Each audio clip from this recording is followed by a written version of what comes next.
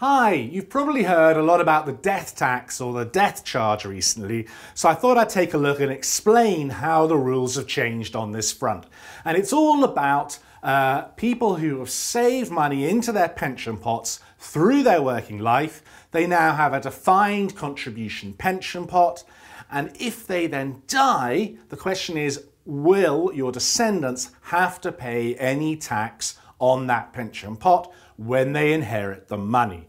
And the point is, George Osborne has recently announced changes to the rule, which means you're more likely not to pay any tax, your descendants are more likely not to pay any tax, or at least, if not that, a lower rate of tax. So let's explain the rules now as they stand at the moment. So you've saved into your pension pot and you die before you are 75.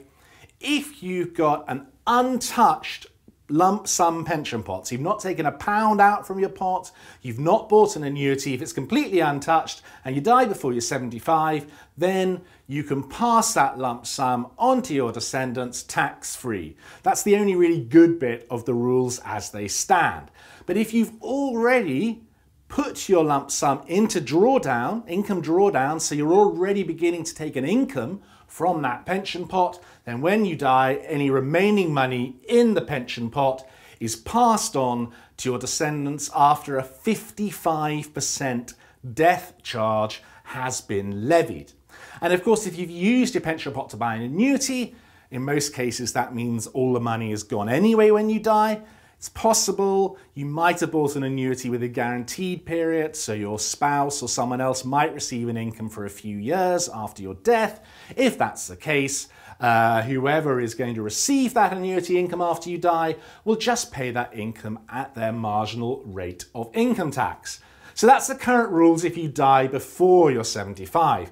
If you die after you're 75, if you've got a lump sum in your pension pot, even if it's untouched, or if you've already started income drawdown, doesn't matter either way, your descendants will have to pay a 55% death charge before they get access to that lump sum. And the rules I just outlined for an annuity are exactly the same as they were for a death pre-75. Now let's look at how the rules have changed and how they have improved for the better.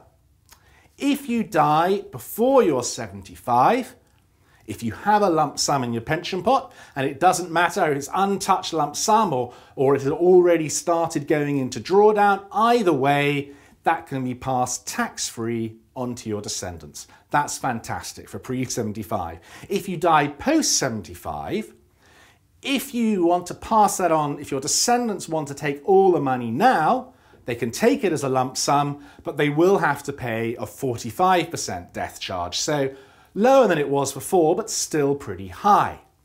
But your descendants might decide not to take all the money as a lump sum and instead take an income just in dribs and drabs over many years in the future. And if they do that, they will pay income tax at their marginal rate of income tax, which may well be a lot lower than 45%.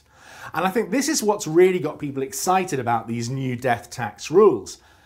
With the new rules coming in from next April, pension pots won't be liable for inheritance tax. So that means you can leave money in a pension pot that's tax protected, it can carry on growing and be invested in the stock market and not run up any tax liability. Then you can hand on this sort of multi-generational trust fund to your descendants, and they only have to pay income tax at their marginal rate of income tax when they withdraw money from this pension trust fund, if you like. Completely protected from inheritance tax, and people are only paying income tax when they take money out. So that's very, very nice. And I can see why people are quite excited about these new rules, which are starting next April. And when you combine them with all the other changes that George Osborne has made to the pension system this year, there's no doubt that saving into a pension has become a lot more attractive relatively compared to ISAs. A year ago, I think there was a strong argument for saying that ISAs were definitely better and more attractive than pensions for saving for your retirement, with a few exceptions. Now, pensions are relatively more attractive. That's because you've got more flexibility and you're probably going to end up paying less tax than was previously the case. The only real, and the other point to bear in mind also with pensions, is when you pay the money in, you get tax relief, and then when you pull it out, you can pull 25% out and not pay any tax on that tax-free lump sum, which is up to 25% of your pension pot. So with pensions now, you've got increased flexibility and an ability to pay even less tax than you would with an ISA. And so the only real drawbacks for a pension now are that you still can't pull the money out till you're 55, and there's also the danger that future governments might change the rules again so that pensions become less attractive once again as a savings vehicle. But as far as I'm concerned, I'm probably going to save more money into my pension in future and less money into ISAs, and I think it'd be a good idea for everyone to at least consider making that view. The best news is many people are now going to avoid the death tax, or if not that, at least pay the death charge at a lower rate. That's great news for all of us.